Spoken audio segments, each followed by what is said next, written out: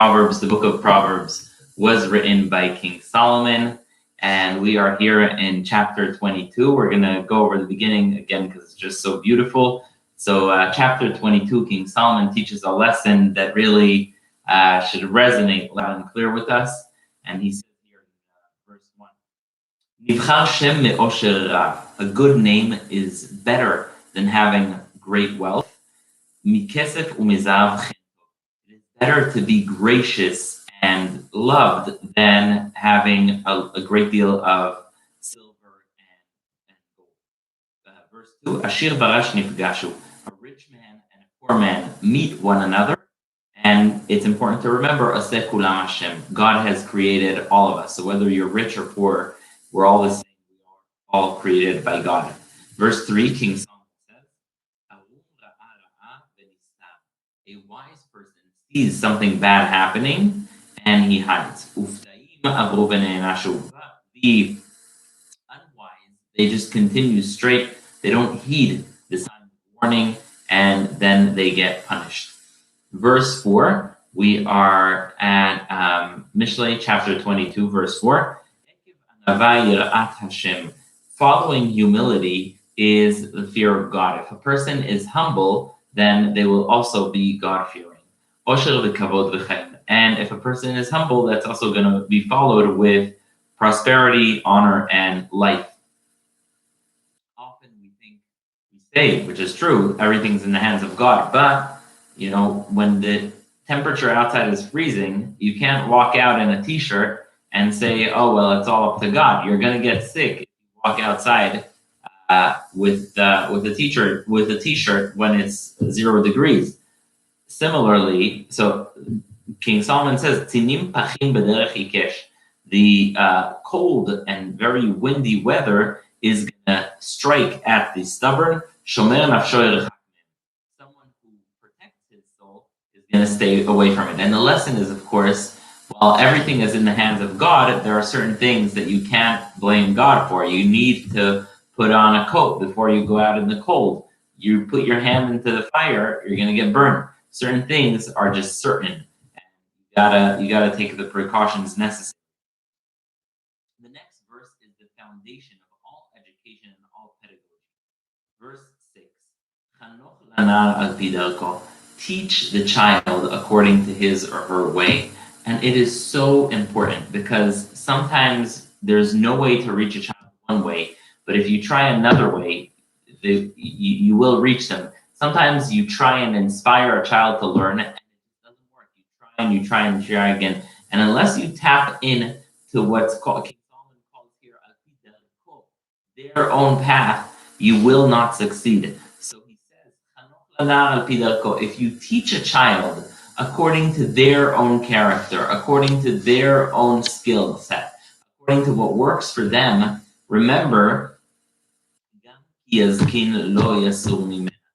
even when that child gets very old, they will not abandon what you have taught them. I remember I was sitting once with two doctors who taught medicine, very, very prominent doctors, and they were speaking about their college education. They noted that they both loved some literature or music topic, and they noted that when they took that class in college, their professor never gave tests, always smiled, and just had a nice, good class. And they love that subject to this day. And that's what King Solomon is saying. Chanoch lanar al pi darko. Teach a child according to their own path. Because if you do so, even if he gets old, even that if the child gets old, that child will never abandon this path. So you need to really find the path to the hearts of the youth. Next is verse 7. Ashir berashim yimshol. The rich person is going to dominate often the poor. And Rashi points out it's talking about richness and wisdom. If a person is knowledgeable, if a person is wise, then everyone else who's less wise needs that person. The eved loveh leish malveh. And if someone takes that alone, they are almost enslaved to the other. And the rabbis say this is a powerful lesson in terms of borrowing. People think today you can just borrow, no problem. You have to realize When you borrow money from another person, you are indebted. You are chained to that person. You must return that loan.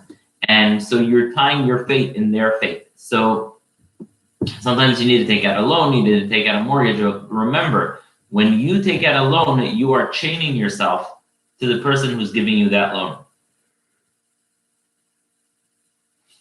Now, next is if a person does something that is wrong to others, similar idea to borrowing. If you do wrong to another person, if you wrong do another person, then you will ultimately harvest what you do. So if you do something wrong to, the famous karma, what goes around comes around, that's what it's.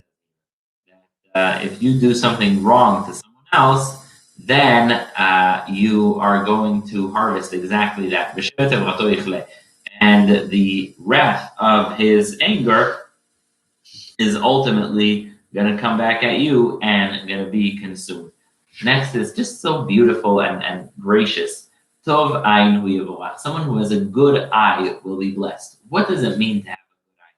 When you see your neighbor buy a new car, when you see your friend get something new, when you see them have something happy happen to them in their life, they get a promotion at work, whatever it may be, and you are happy for them, you take joy in what they have gotten, then God will bless you. If you're happy for other people, if you're joyful for other people, God will bless you as well. So, I'm sorry, Tov ayin hu yevorach, a person with a good eye will be blessed, because he gives his bread. Because he gives his bread to the poor. Next, verse 10. We're at chapter 22, verse 10.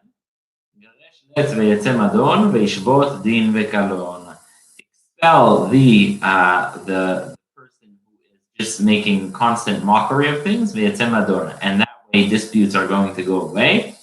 You expel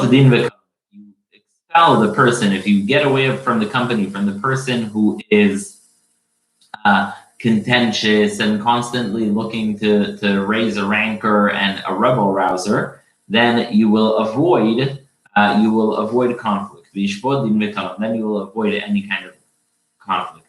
Next, verse 11 is just so beautiful. Chapter 22, verse 11, the book of Proverbs. Ohev tahor lev chen sfatav re'u melech.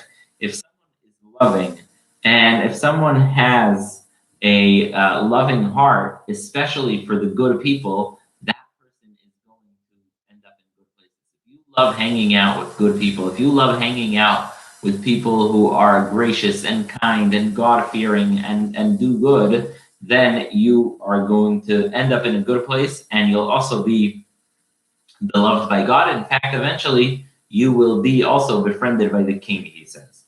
Verse 12, Einei Hashem natzoru da'at. The eyes of God seek wisdom, and v'yisalef divrei boged. And God eventually stumbles the path of the treacherous.